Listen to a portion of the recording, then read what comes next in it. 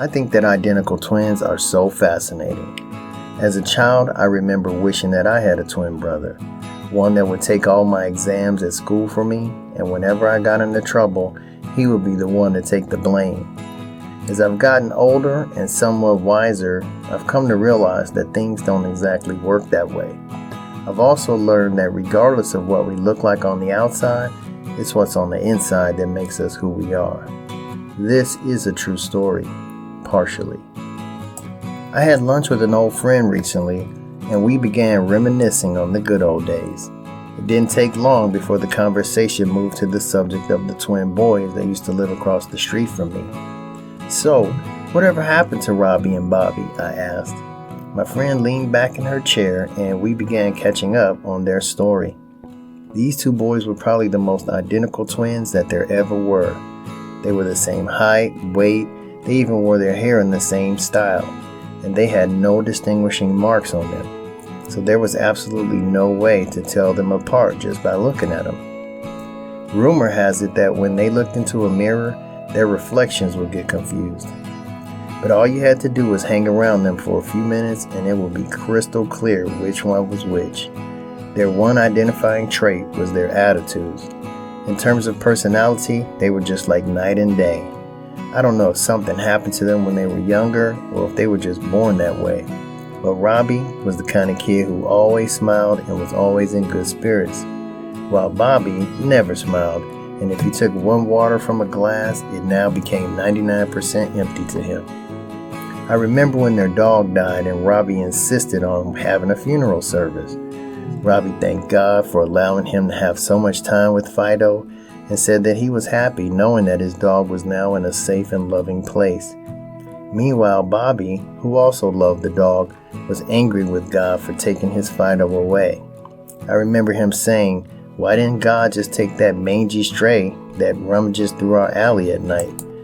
I guess everyone figured that Bobby would grow out of this phase, but I was told that this definitely was not the case. I wasn't surprised to hear that Robbie had done very well for himself. He was a very successful businessman with a happy family and many friends. And when my friend told me Bobby's story, I was more saddened than surprised. Bobby, it seems, never stayed at any one job for longer than a year or two. He would start finding flaws in the company and then decide that he wasn't going to get far anyway, so he never worked too hard. And since he never worked too hard, he never got far in the company. He applied this same self-defeating attitude to his marriage. He never really believed that his marriage was going to last, so he never really invested himself emotionally. And since he never gave his all to his wife, she began to feel that they weren't growing together. Beyond that, he just didn't trust people in general. And I guess he accused her of being unfaithful one time too many, and she just finally gave up on the relationship. Bobby's doom and gloom attitude was somewhat of a people repellent, and this was fine with him since he really believed in his heart that the only person you can count on in this world is yourself. As a result, he was a lonely man with few friends, if any. As my friend reached the conclusion of the story, she withdrew a photograph from her pocket and handed it to me. It was a picture of two men.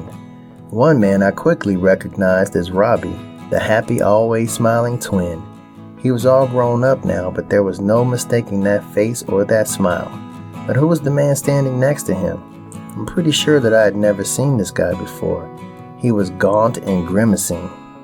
And she said to me, "Drew, those are the twins.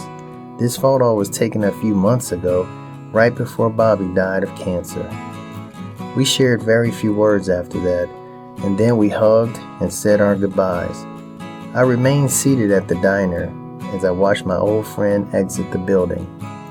My thoughts got the better of me as I considered just how powerful the human mind is. I thought about how we create our own realities and destinies, how we each have the power to choose the path that we will take, and how those choices can affect us for a lifetime.